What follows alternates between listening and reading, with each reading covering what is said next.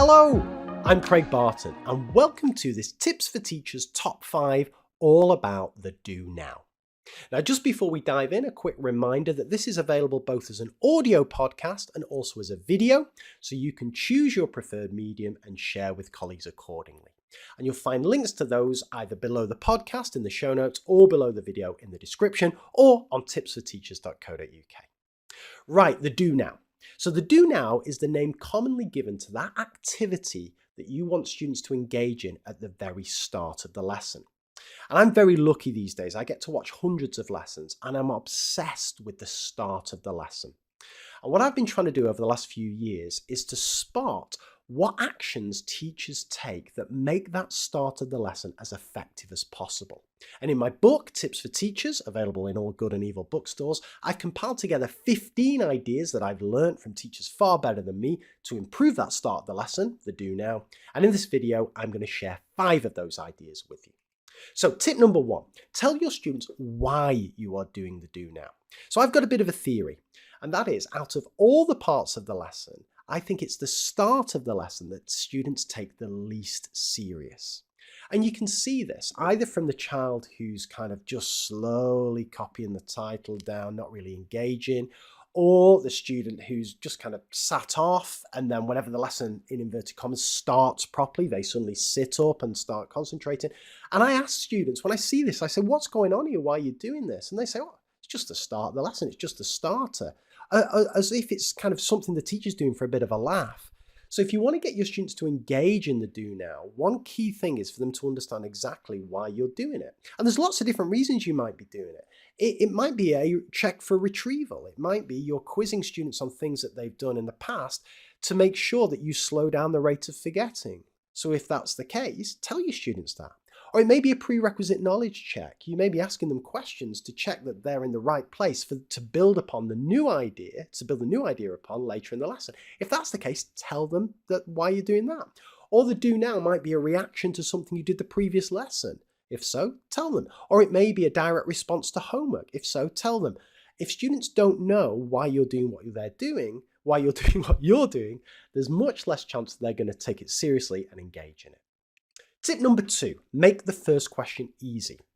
Now by this I mean 2 things. First, I mean make it easy in terms of difficulty. And the reason for this is you want students to get off to a good start. You want them to be able to just settle down and crack straight on with the first question without saying, sir, I'm stuck on this, and so on. And you want them to get a sense of success and kind of flow that they then take through to the second question, to the third question, and so on the Do Now. So I think it's quite a sensible idea to order your difficulty in your Do Now from easiest to hardest, but certainly make that first question accessible. But by easy, what I also mean is you don't want easy in terms of access. You don't want students to have to, certainly in maths, to need specialist equipment for it. So imagine your kids are sat down, finally they're settled, they look up question 1 and they realize they need a protractor or a compass or even like a ruler or a calculator. And all of a sudden the hands go up, sir, I don't have this, sir, I need, or they're rustling around their bags or something like that. No, you can destroy that fragile silence or that fragile focus. So that first question, easy in terms of difficulty and no equipment needed. The kids can just crack straight on. Tip 3, this is a bit of a bugbear of mine, consider not asking students to copy the question. I'd say the majority of Do Nows that I see, and I can only speak from my experience as a maths teacher, the kids are required to copy the question down. And I don't see the point in this. And also what it opens the door for is what Adam Boxer calls busy tricking, where from the front of the room looking out, you've got a sea of kids who are all writing things down in theare books. But what are they writing down? They're writing the flipping question down. They're not learning from that. It's slowing them down. You just got to think, why are you asking kids to copy the question down? And often the response is it's so they can revise from it in the future. But do kids revise from the Do Now, random kind of retrieval Do Now scattered throughout the book? I'm not so sure. So it's just worth considering whether copying down the question is the best use of limited class time. Tip 4, circulate the room. I've been guilty of this, The kids are working on the Do Now, so you take that opportunity to get yourself ready for the lesson, whether it's do the register, hand out books, whatever it may be. Couple of problems with that. First is that you can't pick up on this kind of busy tricking or kids sitting off from the front of the room as easily as you can if you're around all the kids. And secondly, what invariably happens when the teacher's kind of tied to the front of the room is they mistime the do now. So the do now is either cut short before kids have got on to the last two questions, and then the teacher's going through things on the board that the kids haven't even had a chance to think about, or the do now lasts far too long and kids are just sat there bored, switching off and so on. The best way to time the do now is to circulate the room and get a sense of where your students are at by looking at their work. So circulate the room during the do now. And the fifth and final tip, I love this one, consider how you'll check for understanding. So what tends to happen with the do now is it's done in books. That's absolutely fine. But the problem with work in books is it becomes very difficult to get a whole class check of understanding.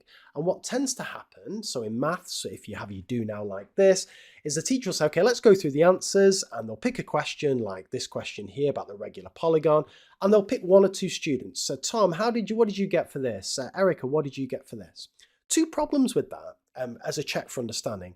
First, it takes quite a long time because you're having to hear from one child, from another child. And two, even if you do hear from two kids, you've only heard from two kids, potentially 2 out of 30. So how do you know whether the rest of the students understood it? So what I think is much better is that the students do the do now in their books. And then when it's time to go through the answers, you say, right, okay, we're going to go through the answer to this question here.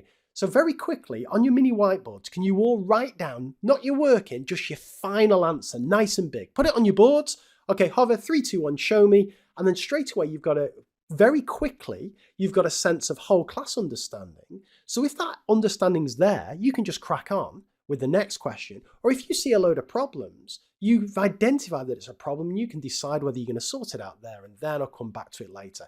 Either way, it's a quicker and much more reliable check for understanding than simply asking one or two students. So I'm obsessed with mini whiteboards, but one of their main benefits is to get bookwork out of books so it can become a whole class check for understanding. So there's 5 tips to improve the do now. Let's just go over them. Tip 1, tell your students why you're doing the do now.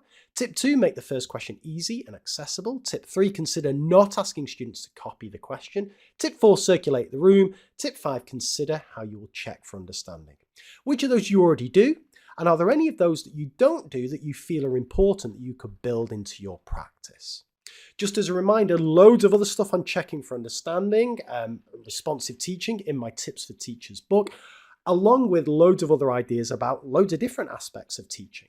And also on my Tips for Teachers website, that's tipsforteachers.co.uk, you'll find the Tips for Teachers podcast, where I speak to the world's leading educationalists and inspirational teachers who share practical ideas you can use the very next time you step into a classroom.